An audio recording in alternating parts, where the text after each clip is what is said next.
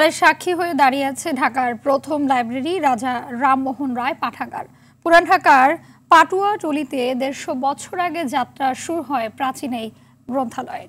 বিশ্বকবি রবীন্দ্রনাথ ঠাকুর সহ বাংলা সাহিত্যের বরেণ্য কবি, সাহিত্যিক, বুদ্ধিজীবী ও লেখকদের পদধূলি পড়েছে এই পাঠাগারটিতে।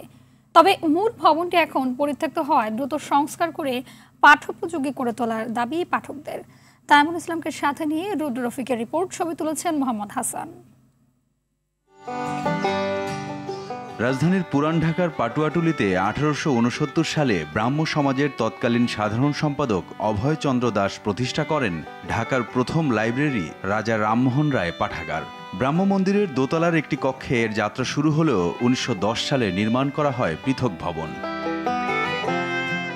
১৯২৬ সালে এটি দেখতে আসেন বিশ্বকবি রবীন্দ্রনাথ ঠাকুর। কবি জীবনানন্দ দাশ ১৯২৪ সালে এখানে বিবাহ বন্ধনে আবদ্ধ হয়েছিলেন লাবণ্য গুপ্তের সঙ্গে।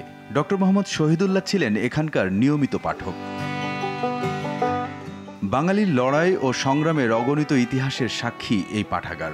১৯৭১ সালে মুক্তিযুদ্ধের সময় পাকিস্তানি হানাদার বাহিনীর ক্যাম্প করা হয়েছিল এখানে। এ সময় লুট হয়ে যায় শত বছরের বেশি সময় ধরে সংগৃহীত মূল্যবান নথিপত্র, অসংখ্য সাময়িকী, দুষ্প্রাপ্য নানা বইপত্র।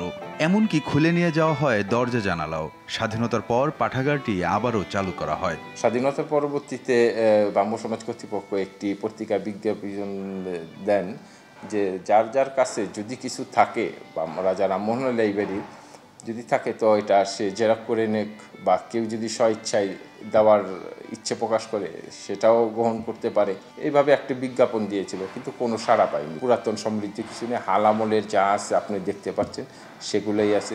মূল ভবনটি জরাজীর্ণ হয়ে পড়ায় ২০০৪ সাল থেকে প্রায় ১০ বছর বন্ধ রাখার পর মন্দির ভবনের দোতলায় পুনরায় চালু করা হয় পাঠাগারটি। পাঠক যখনই আসে তখনই লাইব্রেরিতে পরিদর্শনের সুযোগ পায়, এবং বিশেষ করে বিশ্ববিদ্যালয়ের ছাত্রছাত্রী আসে বিভিন্ন অ্যাসাইনমেন্ট করার জন্য তারা চলে আসেন, তো তাৎক্ষণিকভাবে তাদের সহযোগিতা করা হয়। মূল ভবনটি সংস্কার করে আবারও চালু করার দাবি পাঠকদের। যদি এটার সার্বিক কার্যক্রম আবার ভালোভাবে চালু হয় আমাদের জন্য কল্যাণকর হবে, যারা আমরা ইতিহাসে নিয়ে অধ্যয়ন করি, ইতিহাসের ছাত্র হিসেবে আমরা পড়াশোনা করি। আইনি জটিলতায় থেমে আছে রাজা রামমোহন রায় পাঠাগারের মূল ভবনের সংস্কার কাজ। ঐতিহ্যের ধারক এ প্রতিষ্ঠানটি দ্রুত আইনি জটিলতা থেকে মুক্তি পাবে এমন প্রত্যাশা সবার। রুদ্র রফিক, RTV, ঢাকা।